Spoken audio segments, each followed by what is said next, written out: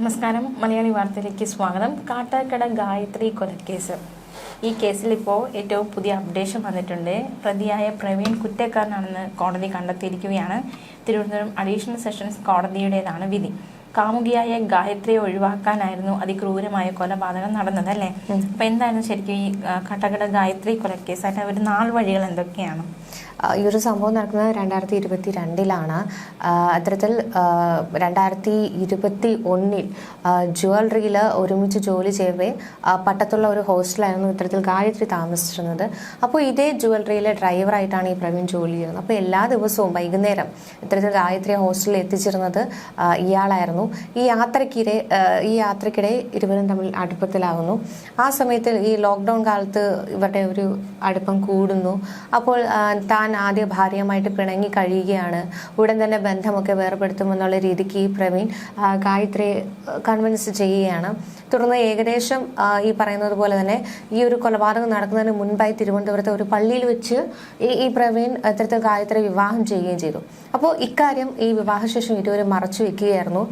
പഠിക്കാൻ മിടുക്കിയായ അനിയത്തിയെ ഇനിയും പഠിപ്പിക്കണമെന്നൊരു ആഗ്രഹമൊക്കെ കാരണമായിരുന്നു ഈ ബിരുദം നേടിയതോടെ ഈ പഠനമൊക്കെ അവസാനിപ്പിച്ച് ഗായത്രി ജുവലറിയിലെ ജോലിക്കായിട്ടൊക്കെ എത്തിയിരുന്നത്. അപ്പോൾ കുടുംബത്തിന്റെ അത്താണിയായിരുന്നു ഈ അച്ഛൻ മാരിയപ്പൻ. ഇത്തരത്തിൽ വർഷങ്ങൾക്ക് മുന്നേ മരിച്ചതോടെ ഈ ഹോട്ടലുകളിൽ ജോലി ചെയ്താണ് അമ്മ സുജാത 2 പെൺമക്കളെയും വളർത്തി വന്നത്. ഇതിനിടയിലാണ് ഇത്തരത്തിൽ ഈ പ്രവീണിനെ കണ്ടുമുട്ടുന്നതും പ്രണയത്തിലാവുന്നതും. ആദ്യ വിവാഹബന്ധം വേർപെടുത്തുമെന്ന രീതിക്കൊക്കെ പ്രണയവലയിലാക്കുന്നു. തുടർന്ന് പിന്നീട് ഈ കാമുകിനെ ഒഴിവാക്കുവാനായിട്ട് ഇത്തരത്തിലൊരു കൊലപാതകം നടക്കുന്നു. അതായത് ഏറെ കാലം സ്വകാര്യ ബസ്സിൽ കണ്ടക്ടറായിട്ട് ജോലി ചെയ്യുമ്പോഴാണ് ഈ ഒഴുകുപാറ മുതലക്കുളത്തുള്ള യുവതിയെ പ്രണയിച്ച് ഈ പ്രണയ വിവാഹം കഴിച്ചത്. ഇതിൽ 5 വയസ്സും 6 മാസം പ്രായമുള്ള മകളും ഒക്കെ ഈ പ്രതിക്ക് ഉണ്ടായിരുന്നു. പിന്നീടാണ് ഇത്തരത്തിൽ ജുവലറിയിൽ ദൃഢമായി ജോലി കിട്ടിയത്. ഇതിനുശേഷം ഈ പ്രവീൺ മുതലക്കുളത്തെ വീട്ടിലേക്ക് എത്താറില്ലായിരുന്നു. തുടർന്നാണ് ഇവരുടെ ഒരു പ്രണയബന്ധമൊക്കെ ദൃഢമായത്. ഈ ഒരു കേസിലേക്ക് വരുമ്പോൾ തമ്പാനൂരിലെ ഹോട്ടലിലാണ് ഇത്തരത്തിലൊരു കൊലപാതകം നടന്നത്. അതൊരു ആസൂത്രിത കൊലപാതകമായിരുന്നു, അല്ലേ ശരിക്കും? അതായത് ഈ സുഹൃത്ത് പ്രവീണ് കരുതിക്കൂട്ടി തന്നെയാണ് ഈ കൊല നടത്തിയിരിക്കുന്നതെന്ന് പോലീസ് അന്വേഷണത്തിൽ കണ്ടെത്തിയിട്ടുണ്ട്. മാത്രമല്ല, ഈ ഒരു കൊലപാതകത്തിലൂടെ ഇയാൾ ലക്ഷ്യമിട്ടത് ഗായത്രിയെ ഒഴിവാക്കുക എന്നത്. എല്ലാവരെയും പോലെ ഗായത്രിയും അയാൾക്ക് ഒരു സീരിയസ് ബന്ധമായിരുന്നില്ല. അപ്പോൾ തമ്പാനൂരിലെ ഹോട്ടലിൽ മുറിയെടുത്ത ശേഷം കാട്ടാക്കടയിൽ പോയാണ് ഇരുചക്ര വാഹനത്തിൽ ഗായത്രിയെ കൂട്ടിക്കൊണ്ട് വന്നത്. പിന്നീട് തമിഴ്നാട് തിരുവണ്ണാമലയിലെ ജ്വല്ലറിയിലേക്ക് സ്ഥലം മാറി പോകുന്നതിന് മുൻപ് പ്രശ്നങ്ങളെല്ലാം പറഞ്ഞു തീർക്കാം, നീ വാ എന്ന് പറഞ്ഞ് ഈ പെൺകുട്ടിയെ വിളിച്ചു വരുത്തുകയായിരുന്നു. എന്നാൽ തന്നെ ഒപ്പം കൊണ്ടുപോകണം, അതായത് പുതിയ ജോലി സ്ഥലത്തേക്ക്, തനിക്ക് ജോലി കിട്ടിയ ഇടത്തേക്ക് തമിഴ്നാട്ടിലേക്ക് തന്നെയും കൊണ്ടുപോകണം എന്നൊരു ആവശ്യം ഗായത്രി മുന്നോട്ട് വയ്ക്കുന്നു. ആ ആവശ്യം ഒരു നിർബന്ധം പോലെ ഗായത്രി അയാൾക്ക് മുന്നിൽ അവതരിപ്പിക്കുകയായിരുന്നു. അപ്പോൾ ഇത് അയാൾക്ക്, കാരണം ഇയാൾക്ക് ഭാര്യയുണ്ട്, അപ്പോൾ ഭാര്യയായിട്ട് വീണ്ടും അടുക്കാൻ ഒരു ശ്രമം നടത്തുകയാണ്. അതിനിടയിൽ ഗായത്രി ഒരു തടസ്സമായിട്ട് നിൽക്കുന്നു. ഗായത്രി തന്നെയും കൂടി അങ്ങോട്ട് കൊണ്ടുപോകണം എന്ന് പറയുന്നു. അപ്പൊ പ്രവീൺ അതിന് തയ്യാറായില്ല, അല്ലേ? ഇതിനിടയ്ക്ക് ഗായത്രി ഈ പ്രവീണിനെ തന്റെ വലയിലേക്ക് കൊണ്ടുവരാൻ വേണ്ടി ഒരു ആത്മഹത്യാ ശ്രമമൊക്കെ നടത്തുകയായിരുന്നു. പിന്നെ ഇവർ ഈ പള്ളിയിൽ വിവാഹം നടത്തി ആ ഒരു വിവാഹ ചിത്രം ഉൾപ്പെടെയുള്ള വാട്സപ്പ് സ്റ്റാറ്റസ് ഒക്കെ ആക്കി. ഇതോടെയാണ് ഇരുവരും തമ്മിൽ തർക്കമൊക്കെ ഉണ്ടായത്. തുടർന്ന് കൊലപ്പെടുത്തുകയായിരുന്നു. അപ്പം ഒപ്പം ജീവിക്കാൻ ഗായത്രി നിർബന്ധം പിടിക്കുകയാണെങ്കിൽ ഇയാൾ കൊലപ്പെടുത്തുവാനും പിന്നീട് അത് ആത്മഹത്യയാക്കി മാറ്റുവാനുമാണ് ഒരു ശ്രമം നടത്തിയത്.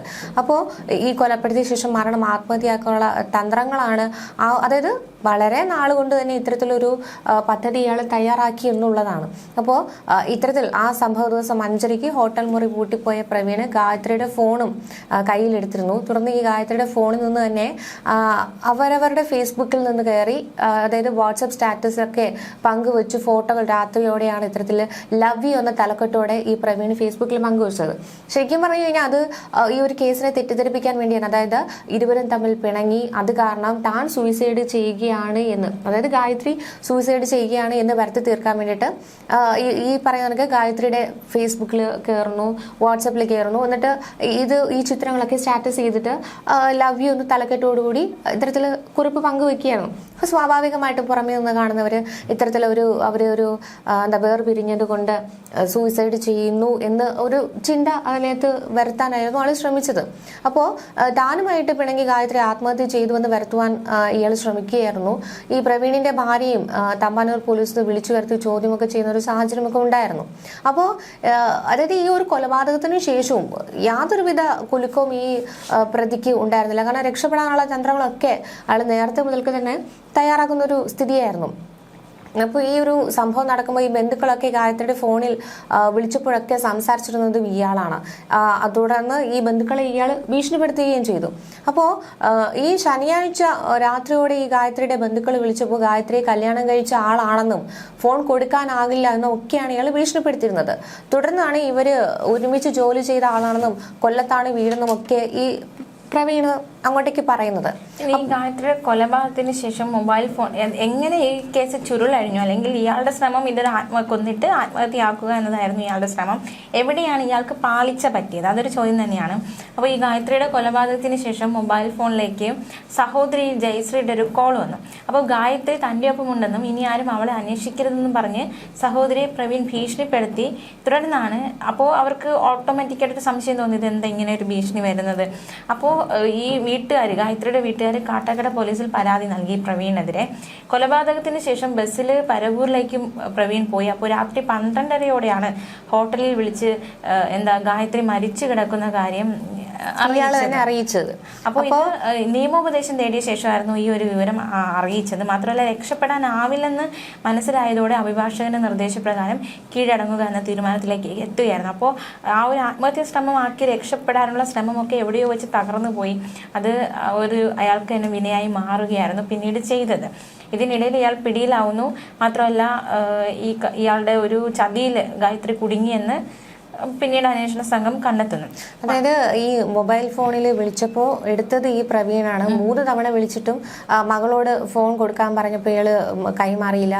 പിന്നീട് വിളിച്ചപ്പോൾ സ്വിച്ച് ഓഫ് ആയിരുന്നു. ഈ മറുപടിയാണ് കിട്ടിയതെന്നാണ് ഈ അമ്മ പറയുന്നത്. കാരണം പ്രവീണിനോട് പല പ്രാവശ്യം ഈ ബന്ധത്തിൽ നിന്ന് പിന്മാറണമെന്ന് ആ കുടുംബം ആവശ്യപ്പെട്ടിരുന്നു. കാരണം വളരെ കഷ്ടപ്പെട്ട് മക്കളെ വളർത്തിക്കൊണ്ടുവന്ന ഒരു അമ്മയായിരുന്നു. അപ്പോൾ ആ അമ്മ ഇയാളോട് ആവശ്യപ്പെടുന്നുണ്ട് തീർച്ചയായിട്ടും ഇത് ബന്ധം ഒഴിയണമെന്നൊക്കെ പറഞ്ഞുകൊണ്ട്.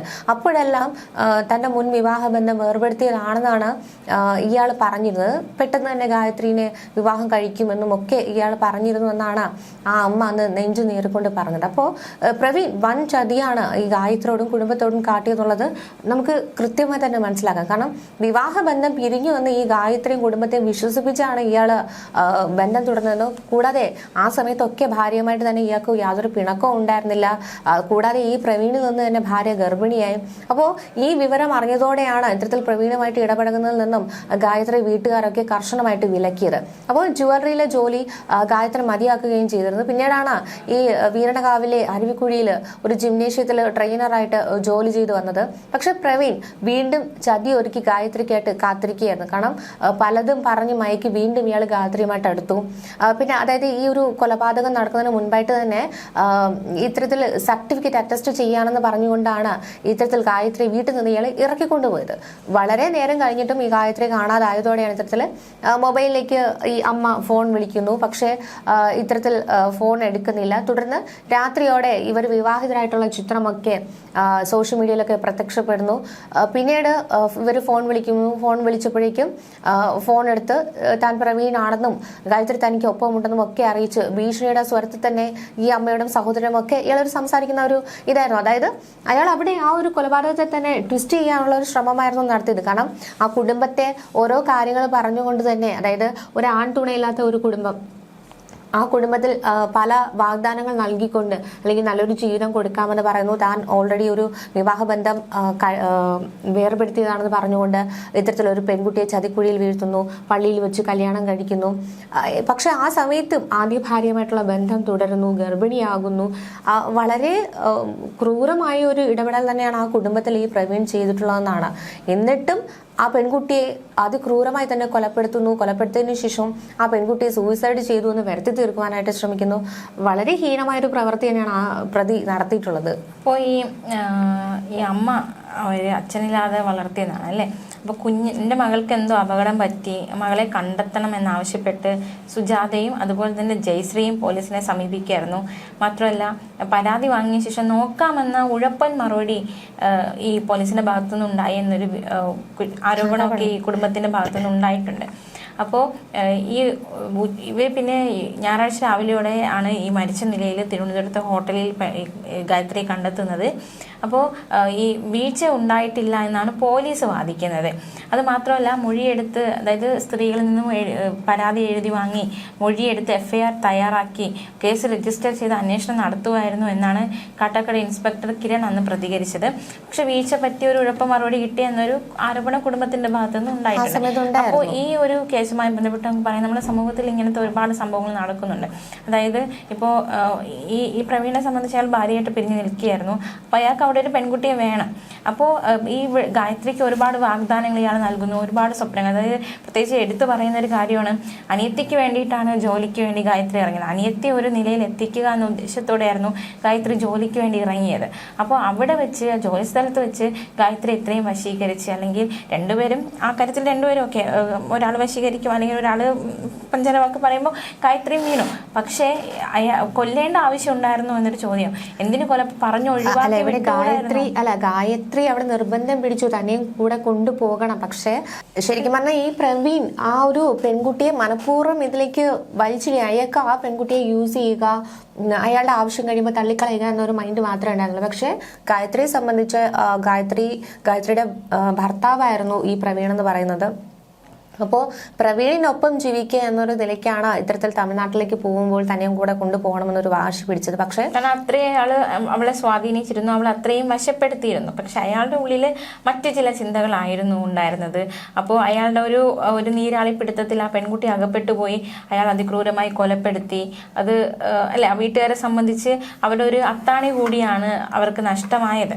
ശരിക്കും പറഞ്ഞാൽ ഈ ഒരു കേസ് നമ്മുടെ ഇക്കാലത്തെ എല്ലാ പെൺകുട്ടികൾക്കും ഒരു പാഠം എന്ന് തന്നെ നമുക്ക് പറയേണ്ടിയിരിക്കും. കാരണം പെട്ടെന്ന് ഒരാളെ കാണുമ്പോൾ പെട്ടെന്ന് എന്തെങ്കിലും കുറച്ച് വാഗ്ദാനങ്ങൾ അല്ലെങ്കിൽ നല്ല രീതിക്ക് ഒരു ഇടപെടൽ ഉണ്ടായിക്കഴിഞ്ഞാൽ അവൻ എന്നെ നന്നായി നോക്കും എന്നുള്ളൊരു തെറ്റായ ഒരു ചിന്ത. പക്ഷെ അയാളുടെ കഴിഞ്ഞ കാലങ്ങൾ, അയാളുടെ ഭൂതകാലം എന്തായിരുന്നു, ആ സമയത്ത് അയാളുടെ പ്രവർത്തികൾ എന്തായിരുന്നു, അയാളുടെ കുടുംബ പശ്ചാത്തലം എന്താണ് എന്നൊന്നും അന്വേഷിക്കാതെ എടുത്തു ചാടി ഒരു പ്രപ്പോസൽ വരുമ്പോഴേക്കും ചാടി ഇറങ്ങുന്ന കുറച്ച് പെൺകുട്ടികളൊക്കെ ഉണ്ട്. അവർക്ക് മോശം എന്ന തരത്തിലല്ല നമ്മൾ പറയുന്നത്. ശരിക്കും പറഞ്ഞു കഴിഞ്ഞാൽ അവരൊക്കെ നല്ല മനസ്സിലുടമകളായിരിക്കാം. അത്തരത്തിലുള്ളവരെയാണ് എത്രയും പെട്ടെന്ന് തന്നെ ഇത്തരത്തിലുള്ള ആണുങ്ങൾക്കൊക്കെ ചതിക്കാൻ കഴിയുന്നത്. ആ ഒരു ചതിയിലാണ് ഈ ഗായത്രി വീണുപോയത്. എന്തായാലും ആ ഒരു കുടുംബത്തിന് അത്താണിയായിരുന്ന ഗായത്രിയാണ് ആ കുടുംബത്തിന് നഷ്ടപ്പെട്ടത്. അച്ഛനില്ല, ഒരു അനിയത്തിയും അമ്മയും മാത്രമായിരുന്നു. ആ അമ്മ ഇന്നും ആ മകളുടെ വേദന നീറുകയാണ്. എന്തായിരുന്നാലും ആ കുറ്റക്കാരനായ പ്രവീണിന്റെ ശിക്ഷാവിധി എന്താണെന്ന് ഉടൻ തന്നെ, അതായത് നാളെ തന്നെ അറിയാൻ കഴിയും. കുറ്റക്കാരനാണെന്ന് തിരുവനന്തപുരം അഡീഷണൽ സെഷൻസ് കോടതിയാണ് കണ്ടെത്തിയിരിക്കുന്നത്. തീർച്ചയായിട്ടും കേരളവും ഉറ്റുനോക്കുകയാണ് ആ വിധി എന്താണെന്നുള്ളത്.